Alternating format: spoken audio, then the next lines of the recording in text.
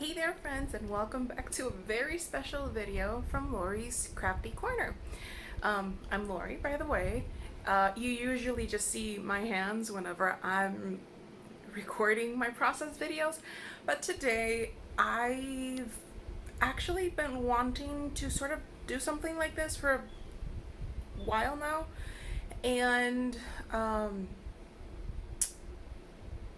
well, if you've been with me since the beginning of September, you saw that I was part of the Scrappy Sister Scrap September collaboration, and they posted on in a Facebook group. They posted sort of like a initiative, we can say, where we YouTube channelers or YouTubers, or if we consider ourselves YouTubers, where we just usually talk about, what what motivated us to get started on beginning our YouTube channel, what things do we use to edit videos, edit our pictures, record our videos, and whatnot. And when I saw that, I was like, okay, this is actually good, because I remember when I started out my YouTube channel, I had the same exact questions. How do they record their videos? How do they edit their videos? How do they do that? How do they get the lighting just right? And well, those questions paired up with the questions that Katie from the Scrappy Sisters channel, the ones that she posted, I am going to sort of do like a talk through of what I usually do. Now, if you've been with me since the beginning, you know that I have two sons, two toddlers, and when I craft, it's usually in the afternoon. You don't necessarily know that because it's not like you see the outside of my house, but I do that in the afternoon because it's nap time for my sons, and it's, usually nap time runs between an hour, 2 hours, so it's perfect for me to get a couple of housework things done, house chores done, and squeeze in a bit of crafting time. It usually takes me around 45 minutes, maybe an hour to finish a layout, depending on how intricate, there we go, and depending on how, if I have crafter's block or not. So, that being said, if you see that this video is really weirdly edited, it's because they are not down for their nap just yet, so I might have to, pause the recording, come back, and so on and so forth. Right now, I am just, selfie style, holding my phone. And what motivated me to start my YouTube channel was that I was looking for inspiration online to document manly, boyish, masculine layouts. And I'm all for flowers, butterflies, and everything, but I have two sons and my husband. And yes, we do take family portraits. I've recently gotten into the let me see if I can remove that glare there. I've recently gotten back into taking selfies, because I had, I was like, what's the point of taking selfies? It was like, I'm over that. But no, but not every single one of my layouts is girly. It doesn't have pink, it doesn't have purple, it doesn't. So whenever I would look online, I would find them. It's not that there aren't any boyish masculine layouts out there, but they are not too common, at least with the usual people that I usually follow. So that, put a pin in it, that fact that I couldn't find any masculine layouts plus the fact that I wanted to start using mixed media in my layouts, but not go over the moon mixed media, because I am afraid of mixed media. Whenever I hear decoupage, modeling paste, Mod Podge, I'm like, wait, what are you doing here? And I love the vintage look of layouts with all of that mixed media on it. If I'm honest, all that gunk of mixed media.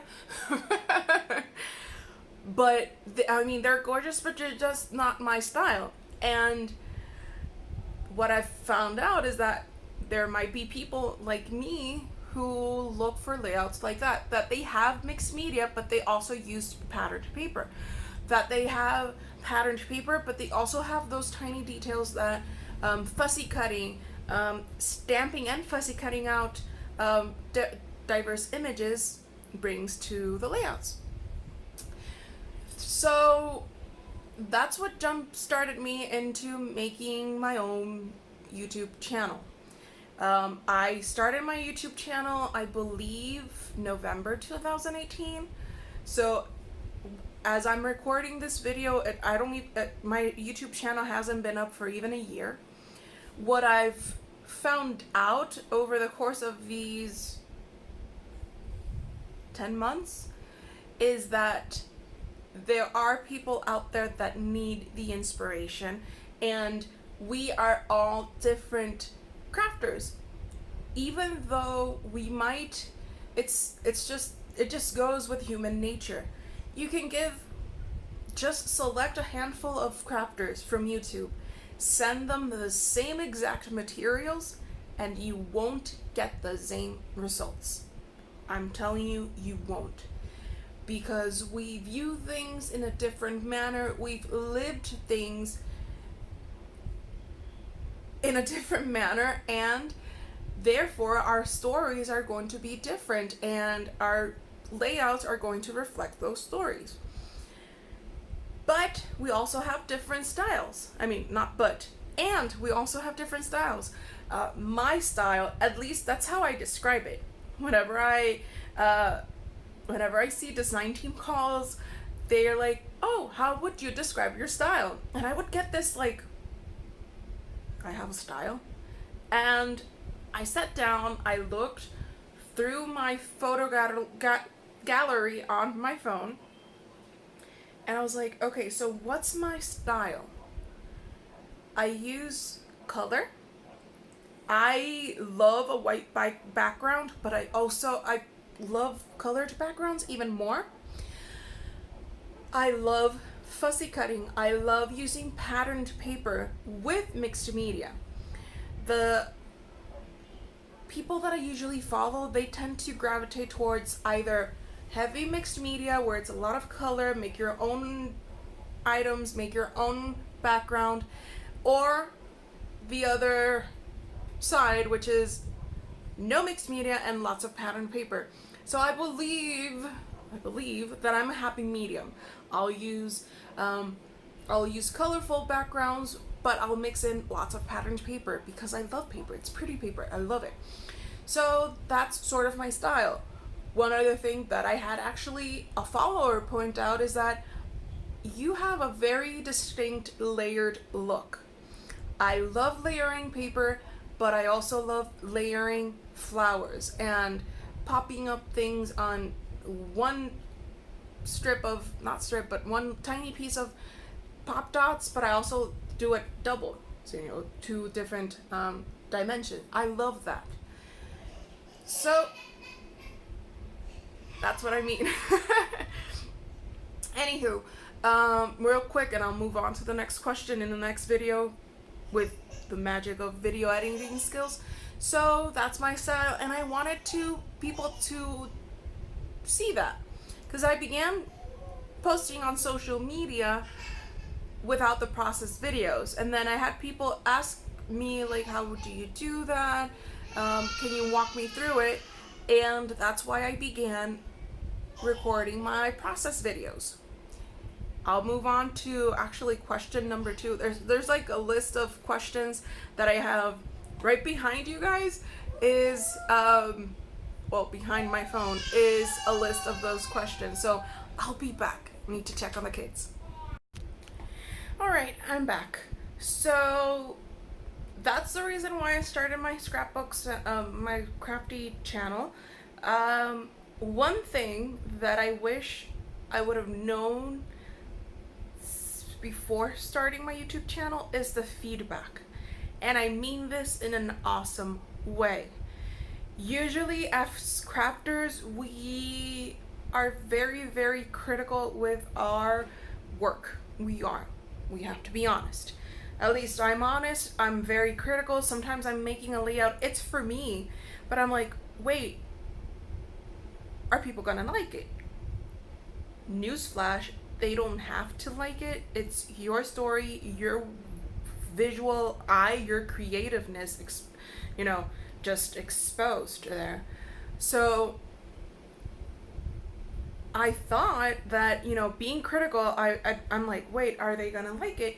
But once the video's out, once I post it on my social media handles, be it Facebook, Instagram, and YouTube, I have lots of people writing comments down. I love your work, it's beautiful, and it's nice. It's nice to be, to get compliments like that. Of course, I don't do it for the compliments. I don't. I like to help people out with their creativeness, because if I was at one point stuck, and side note, I still am at times, I know that maybe I can help someone out to document their stories in a creative manner.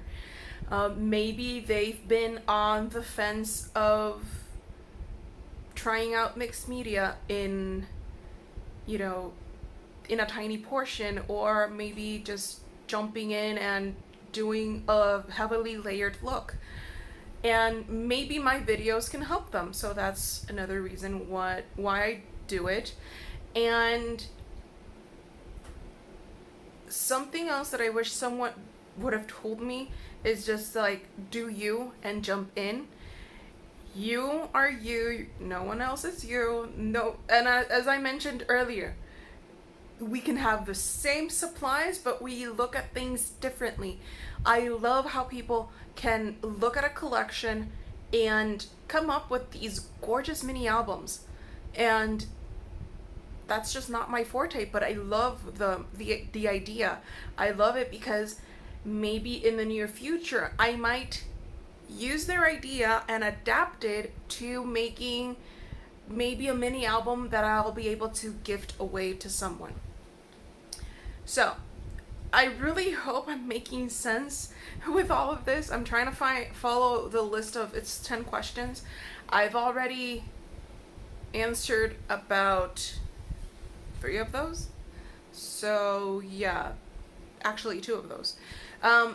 One of the best things about having a YouTube channel, apart from having people sincerely acknowledge and love your ideas, is that you become part of this crafty community that when the going gets tough, when we're stuck on something, just like I mentioned, when we're stuck on something, I need to make a gift for like a birthday party that I have in the afternoon, I can easily just go on YouTube, girly mini tag album, and that's just off the top of my head, and you have so many ideas, so many different ideas, so many different styles, levels varying from very, very beginner to very, very, expert.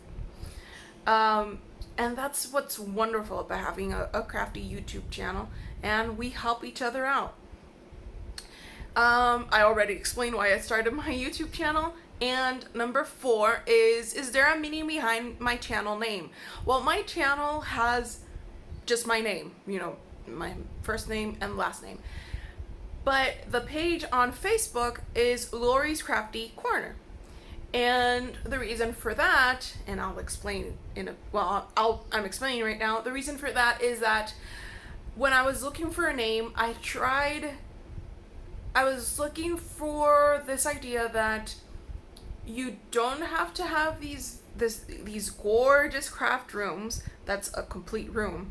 You don't have to have a big area. You can just find whatever works for you, be it the dinner table. I used to scrap on the dinner table. Why? Because I was watching my kids, and this was before they were able to reach the table. Once they started reaching the table, I had to modify my scrapping time to when they were taking their nap, and I had to modify my scrapping area so that I could actually craft in my scrapping area. So yeah, I think I have a craft room tour on my channel. Yes, I do. It's changed a bit since then. I might update it next year, maybe. I don't know. Anywho, right now, my crafty area is behind me. And there. So, if I move my head, there. That's my crafty area. That's actually, this here is my desk. My drawers, I have a table that's actually from the living room, but I wasn't using it in the living room, and I'm just using it to store stuff. And then over here, I have more drawers and this little rack where I store stuff. It's a bit of a mess, but if I'm honest, I can never craft with it being too tidy. I just can't find stuff at all. So yeah, let's see. So that, okay, going back, I've lost my train of thought. So the idea behind Lori's Crafty Corner is that my crafting area is actually half of a room. I share this room with my husband's stuff. His piano's here, his computer's here with the printer. So it's actually, we call this room actually the office. Yeah, not like the TV show, but it's the office because it's where we come and do our officey stuff, but it's where I also come and do my crafty stuff. It's half of our room, but really Lori's half room, it doesn't, like, crafty half room, it's like, what is that? So I was like, okay, it's not exactly a corner, but it's the corner of a house, and that's where I craft. So it's Lori's Crafty Corner.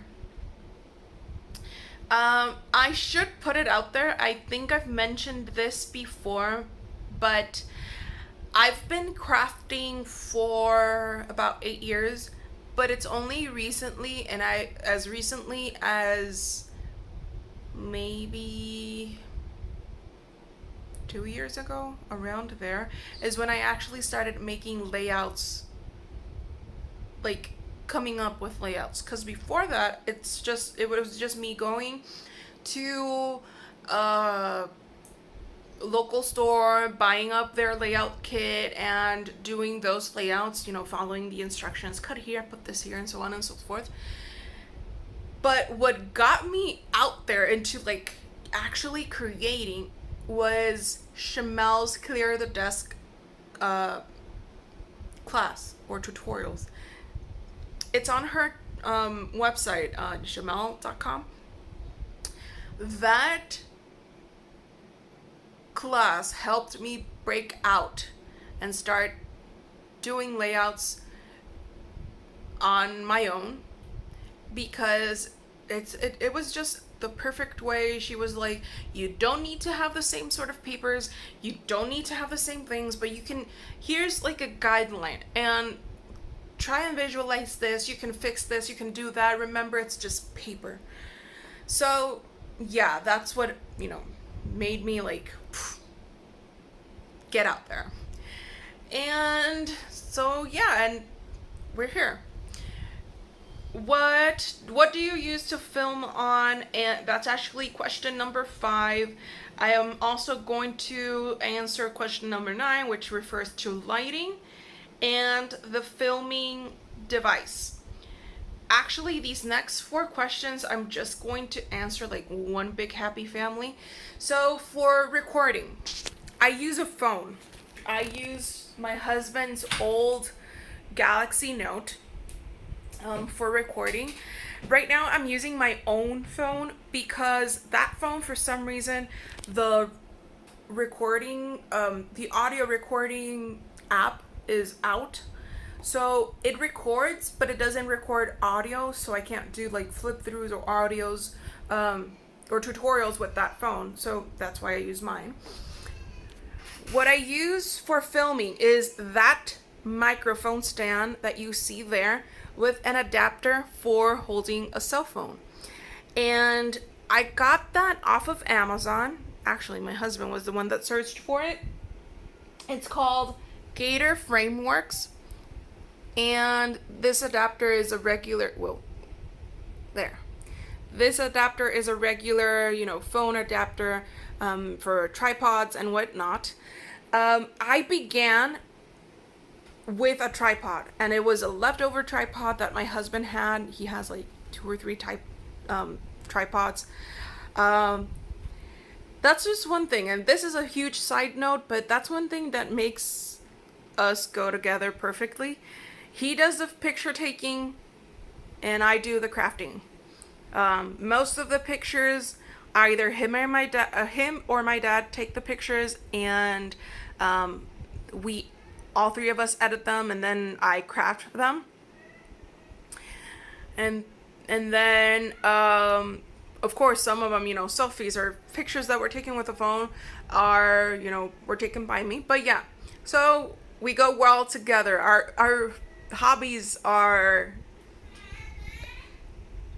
I need to switch over to another video soon. Our hobbies, where was I? Oh yeah, our hobbies are go well together. So that's what I use to record overhead. I mentioned that I use a phone to record. And then to edit my videos, I use video editor, NCH. They have the same, they have this program called WavePad that edits audio, but they also have a program that edits videos. And I love that. It's very user friendly. I did have to purchase the license, which is just a lifetime purchase for a lifetime use. I believe I got it for $50. And that's because I usually look for disclaimers and side notes and whatnot, because I don't want to step on any toes when it comes to I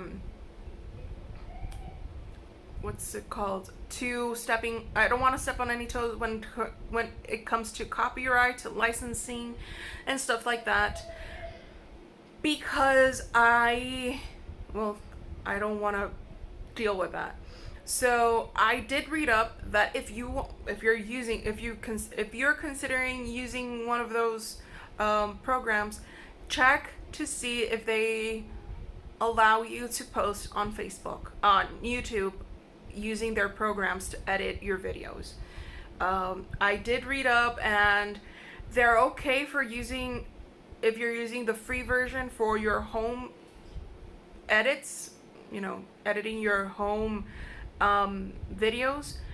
But if you're going to edit a video to post on YouTube and later monetize them, get paid for your videos. I'm not quite there yet, but I'm not looking to be there yet. Well then, yes, you then either have to acknowledge them in your description box or purchase the license. I just went, bought it, I don't want to deal with that. But read up. whatever program that you're going to use to edit your videos, whatever, just make sure you read those disclaimer notes just in case. I don't usually create my thumbnails. I just use the ones that my that YouTube pops up. The reason for that being is that I usually don't have time to make an individual thumbnail for each of the videos. But when I do them, and you see that Lori's Crafty Corner logo, I just use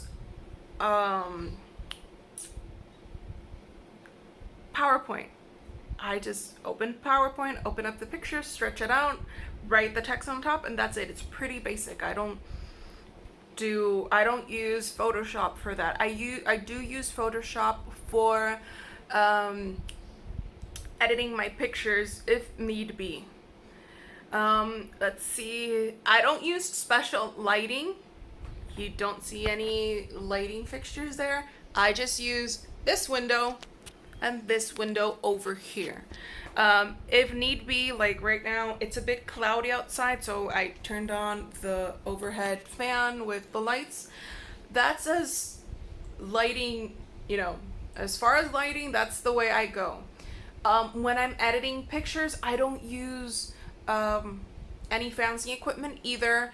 I use this phone, the one that I'm recording with, a low-lying table so that I can hang overhead and take the pictures. And I go over to the front of the house where the living room, dining room, and kitchen are, and I set up that low-lying table right in the center of those 3 rooms where I get light from all the windows that we have up there. And I just use natural lighting, and then I just edit my pictures with this phone. I don't use Photoshop for that either. The only pictures that I do edit with Photoshop are the ones that are actually in the layout. And final question, how expensive do you think it is to have everything you need? Honestly, you don't need to start out buying a bunch of stuff to set up your YouTube channel. Well, it depends on your YouTube channel. If you're going to do something crafty, I don't think it's too expensive. But if you want to do like an everything sort of YouTube channel, you might need other stuff. In terms of a crafty YouTube channel, you can just start with whatever you have on hand. When I started out, I had my husband's tripod that I used. I already had an adapter for holding my phone because I would do live videos on another Facebook page that I have, and I already had those 2 things there. I used my own phone to record those. My own old phone. It's not this one. It's another one that I had to record my videos. And the only thing that you might have to invest maybe is if you don't have an iPad, because I think iPad comes with iVideo where you can edit the video that you just recorded. If you do need to buy a video editing program, then that's it. That'd be probably the only investment that you have to do. But everything's a work in progress. You don't need to have a whole bunch of things at first. You can start little by little by little. Next thing that I probably might invest in is a microphone to do my voiceovers, because I've noticed that sometimes, especially if I'm doing the voiceovers in the afternoon, my neighbors are home. The other neighbors let their dogs out, and it's just in general lots of noisiness outside. So if by using a microphone, maybe I'll reduce that. That's even better. Because right now the video editing program is on my laptop, and I do the voiceovers with the microphone, the one that comes on the laptop. I don't have anything to add onto it. So that might be something, but it's not a priority. It's not something that, oh, I absolutely need it. Just start small, and you'll see you can just work with whatever you have on hand and work your way up. And yeah, I hope all these questions, I'm trying to see if I missed something. I hope all of this helped you like make a decision or not to start your own YouTube channel. We can all help people out with our craftiness, with our ideas, with our creativeness. So yeah, please give a thumbs up to my video, up on my video. Subscribe to my channel, share my videos. Maybe someone you know would like to start their own crafty crafty YouTube channel. So yeah, I'll see you back soon with another process video. Until then, stay crafty, friends.